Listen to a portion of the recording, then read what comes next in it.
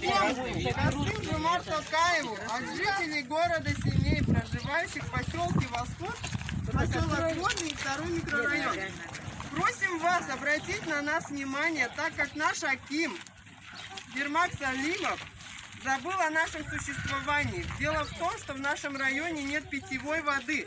Мы ощутили это очень остро во время карантина, так как ввели запрет на передвижение личного автотранспорта.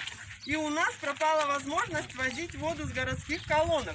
У всех есть личный автотранспорт и возможность пользоваться привозной водой.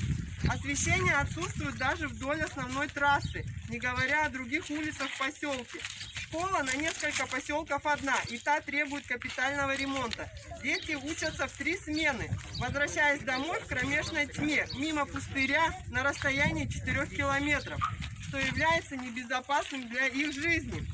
На территории бывшего керамзитного завода убрали все ограждения, выкопали трубы и оставили глубокие ямы. В одну такую яму в прошлом году на расстоянии 10 метров от трассы упал парень, где через 9 дней его нашли мертвым, умершим от голода. Это очень опасная территория, находится без единого фонаря.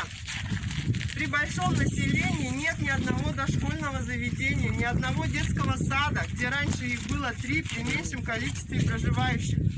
Ни одной детской, ни одной спортивной площадки. Неоднократно обращались в акимат с просьбами о помощи и ни раз не получили никакого ответа и никаких изменений не происходит. Мало того, что у нас игнорируют в этом, так еще и наш поселок стал местом для свалки городских отходов. Производят вывоз шлака из городских ТЭЦ на протяжении длительного времени. На берег реки Иртыш вывозят трупы животных. Опять же, на наше обращение к властям ничего не происходит. А также в поселке отсутствуют дороги. На весь поселок одна асфальтированная трасса, и там много лет не ремонтировалась.